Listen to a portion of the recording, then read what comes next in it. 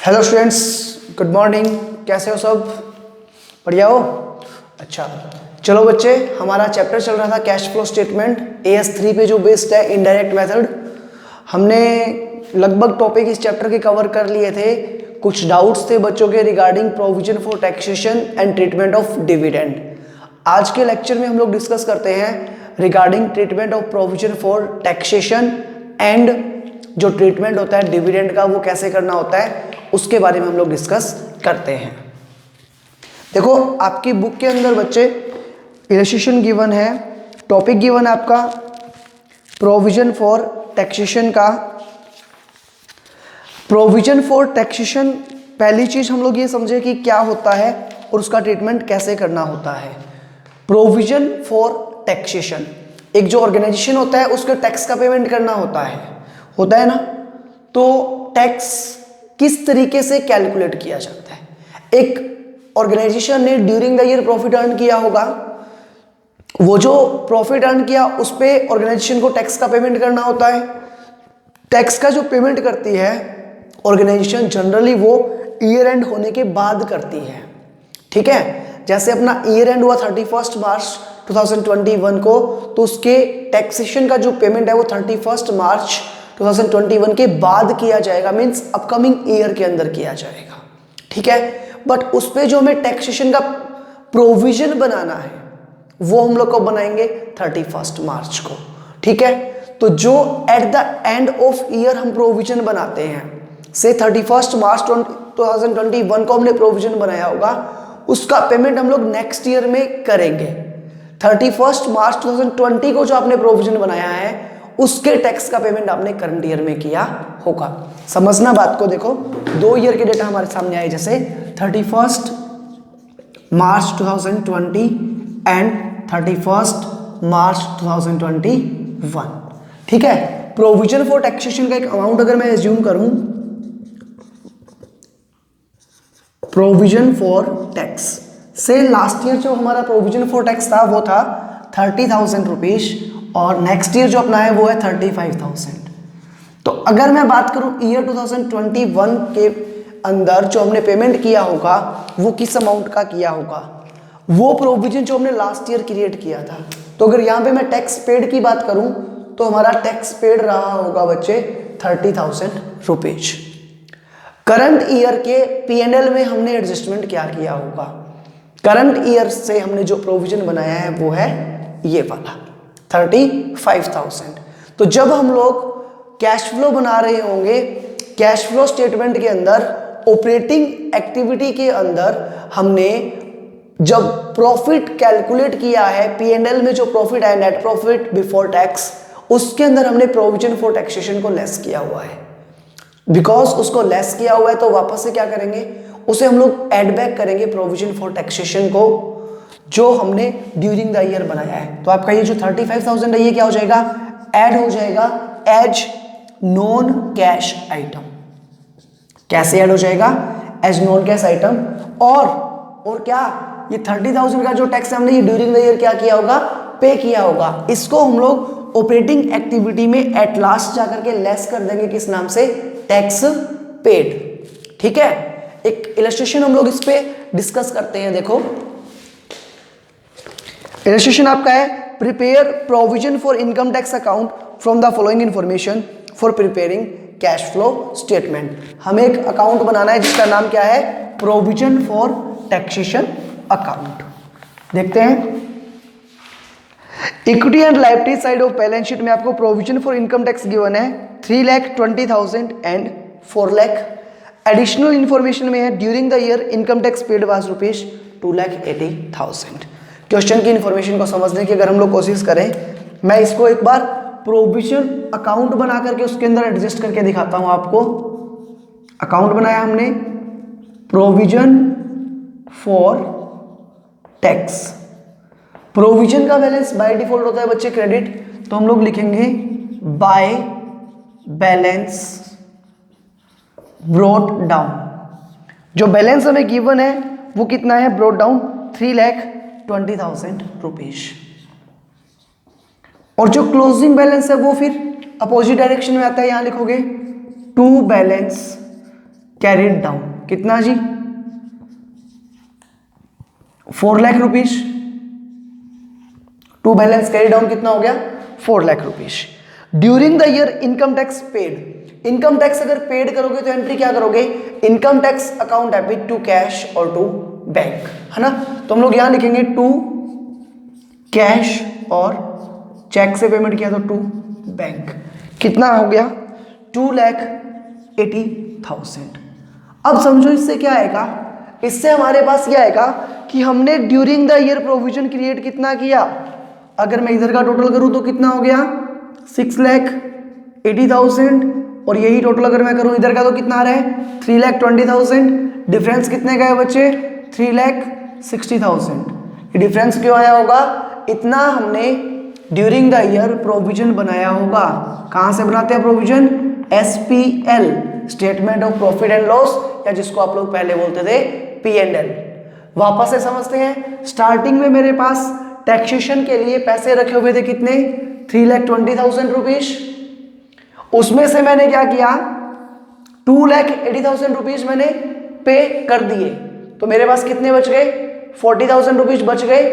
Last में मेरे पास कितने होने चाहिए 4 लाख, तो मैं कितने पैसे और रखूं वहां पे कि 4 लाख हो जाए, डिफरेंस निकाल लो 3,60,000।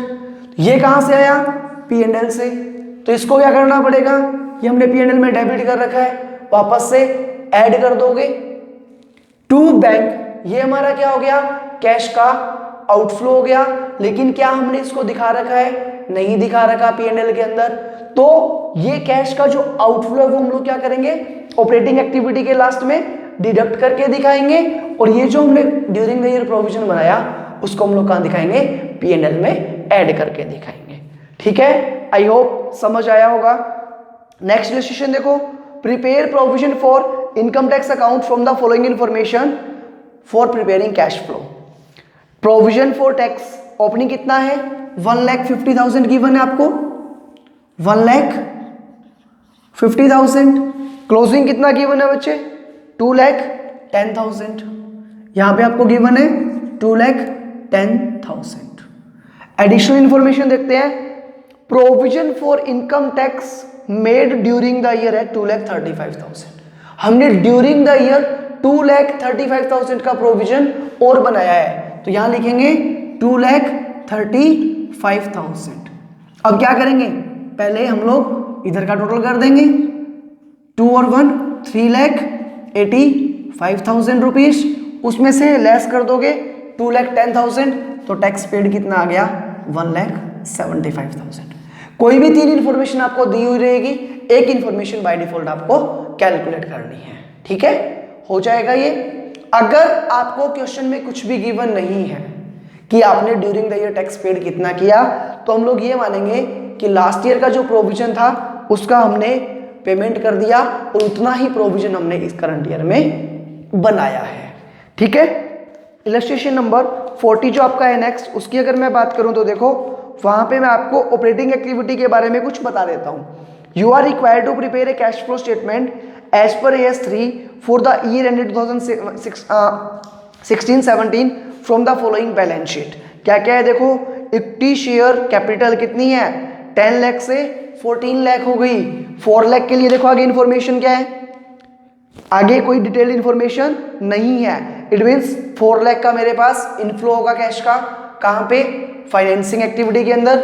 जब मैं नीचे नीचे बना रहा हूँ cash flow from financing activity, तो वहां पे मुझे इनफ्लो दिखाना है फाइनेंसिंग एक्टिविटी में कितने का 4 लाख का।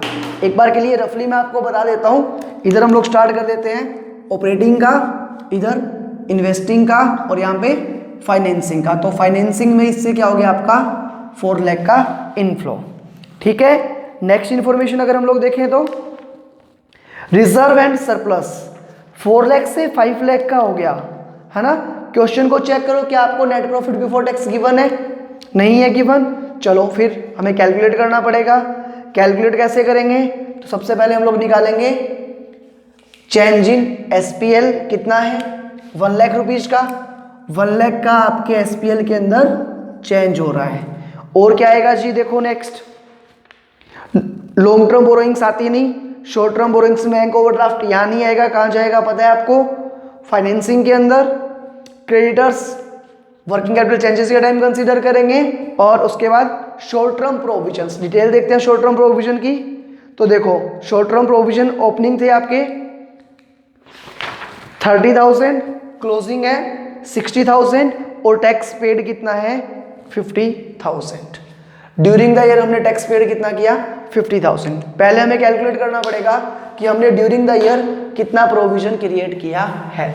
अगर मैं रफली अकाउंट बनाऊं प्रोविजन फॉर टैक्स का, ओपनिंग बैलेंस कितना है बच्चे 30,000, क्लोजिंग कितना है 60,000, टैक्स पेड कितना है अपना, देखो क्वेश्चन में 20,000, तो 20,000 टैक्स पेड है। क्लोजिंग प्रोविजन कितना है 60,000, 60 plus 20 80,000 minus 30। During the year मैंने प्रोविजन कितने का क्रिएट किया होगा 50,000 का, तो 50,000 प्लस 1 लाख, टोटल कितना हो गया अपना 1,50,000 जो है हमारा, वो हो गया नेट प्रॉफिट बिफोर टैक्स। ठीक है, अब एज यूजुअल जो एडजस्टमेंट्स आप करते आए हो, सबसे पहले नेक्स्ट देखो क्या है, टेंजिबल असेट्स 9 लाख से कितनी होगी 16 लाख, कहाँ जाएगा इन्वेस्टिंग के अंदर। इंटेंजिबल असेट्स गुडविल 2 लाख से रह गई 140 की, तो 60,000 क्या हुआ होगा, गुडविल हमने राइट ऑफ की होगी, तो हम लोग 60,000 जो गुडविल रिटर्न ऑफ है वो ऐड कर देंगे यहाँ पे। नेक्स्ट उसके बाद अगर हम लोग बात करें फर्नीचर जो है उसके लिए, देखो टेंजिबल असेट्स की details adjustment number 1, part of machinery कितना है 50,000, एक्यूमुलेटेड डेप्रिसिएशन कितना है उस पे 20,000 वाज सोल्ड फॉर 18,000। तो पहले मुझे एक्यूमुलेटेड डेप्रिसिएशन का अकाउंट बनाना पड़ेगा। एक्यूमुलेटेड डेप्रिसिएशन का बैलेंस कितना था ऑलरेडी मेरे पास 1 लाख रुपीज का, क्लोजिंग कितना है 1,60,000। एक असेट्स जो बेच दी उसका डेप्रिसिएशन यहां से हटाना है, कितने था उस पर डेप्रिसिएशन 20,000, तो 1 लाख में से 20,000 तो उसका था जो हमने बेच दी, और अब कितना है 160, तो टोटल इधर हो गया 180। ड्यूरिंग द ईयर हमने डेप्रिसिएशन चार्ज कितना किया बच्चे 80,000। डेप्रिसिएशन नॉन कैश होता है, नॉन कैश होता है तो क्या करोगे ऑपरेटिंग एक्टिविटी में ऐड कर दोगे 80,000। आया समझ। प्लांट एंड मशीनरी 50 की थी, 20 डेप्रिसिएशन लग गया, कितनी रह गई 30 की, और बेचा कितने में 18,000, तो 12,000 क्या है loss on sale of plant, less किया हुआ है, वापस से ऐड कर दोगे 12,000 rupees loss on sale of plant के नाम से। ठीक है, नेक्स्ट एडजस्टमेंट आपकी है इंटरेस्ट ऑन डिवेंचर्स, कितना है 50,000 पे किया है। क्या ये ऑपरेटिंग एक्टिविटी है, नहीं सर, डिवेंचर्स वाला कहाँ जाएगा फाइनेंसिंग में, तो यहाँ हम लोग क्या करेंगे ऐड कर देंगे 50,000, और फाइनेंसिंग में से क्या कर देंगे लेस कर देंगे हम लोग 50,000, है ना। उसके बाद क्या आता है वर्किंग कैपिटल चेंजेस हमें कंसीडर करने होते हैं। वर्किंग कैपिटल चेंजेस की अगर मैं बात करूं तो देखो सबसे पहले ट्रेड पेबल्स, ट्रेड पेबल्स देखो क्या हो गया 60,000 से 1 लाख, 40,000 से इंक्रीज हो गए। इंक्रीज होने का मतलब इनको पैसे हमने नहीं दिए, पैसे बच गए, तो ऐड कर दोगे 40,000। उसके बाद इन्वेंट्री 2 लाख से कितना हो गया 2,50,000, 50,000 का गुड्स हमने और परचेज करके रख लिया, और परचेज कर दिया मतलब हमारा पैसा ब्लॉक हो गया, लेस कर देंगे 50,000। नेक्स्ट है बच्चे ट्रेड रिसीवेबल्स 3 लाख से हो गए 5 लाख के, 2 लाख रुपीज आपके और ब्लॉक हो गए इसके अंदर। ठीक है, ये सब करने के बाद क्या आ गया, हमने सारे एडजस्टमेंट्स कर दिए वर्किंग कैपिटल चेंजेस को भी इंक्लूड करके। लास्ट में क्या लेस करना था टैक्स पेड, जो कि आपका कितना था 20,000। ये अगर आप लेस कर दोगे तो आपके पास आ जाएगा cash flow from operating activities. तो अल्टीमेटली हमें यहाँ समझना क्या था, प्रोविजन फॉर टैक्सेशन का ट्रीटमेंट समझना था और एक्यूमुलेटेड डेप्रीशिएशन का।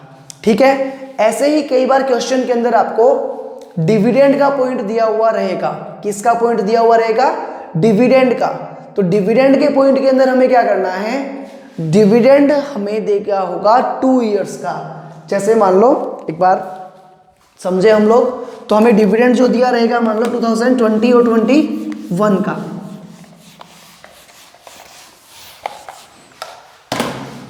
और 20 के अंदर आपने डिविडेंड डिक्लेयर किया है 30,000 का, और 21 में 40,000 का। डिविडेंड जो है उसको हम लोग समझते हैं पहले। डिविडेंड जो है वो पेमेंट करती है कोई भी company after end of year. End of the year complete होने के बाद डिविडेंड डिक्लेयर किया जाता है। कंपनी ने क्या किया होगा, लास्ट ईयर डिविडेंड डिक्लेयर किया होगा 30,000 का और करंट ईयर में इसका पेमेंट किया होगा। तो ये हम लोग कहां दिखाएंगे, लास्ट ईयर कंपनी ने इस डिविडेंड को दिखाया होगा कंटीजेंट लायबिलिटीज के अंदर। कहां दिखाया होगा, कंटीजेंट लायबिलिटीज के अंदर। तो हम लोगों ने करंट ईयर में इसको लायबिलिटीज बनाया होगा और इसका पेमेंट किया होगा।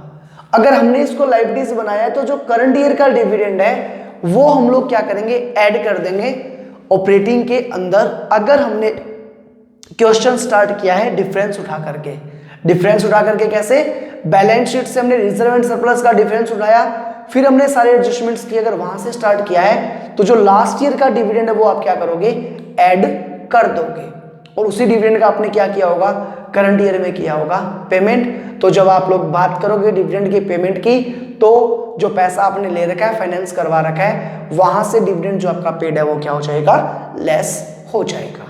ठीक है, तो ये दो इंपॉर्टेंट एडजस्टमेंट्स थे।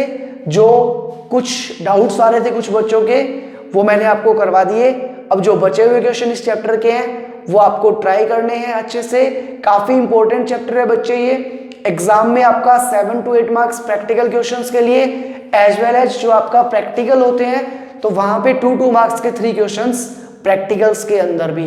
ओवरऑल जो वेटेज है जो आपका 40 + 10 50 मार्क्स का काम पड़ा है, उसमें से 15 के अराउंड मार्क्स जो है वो एक चैप्टर ये कवर करता है।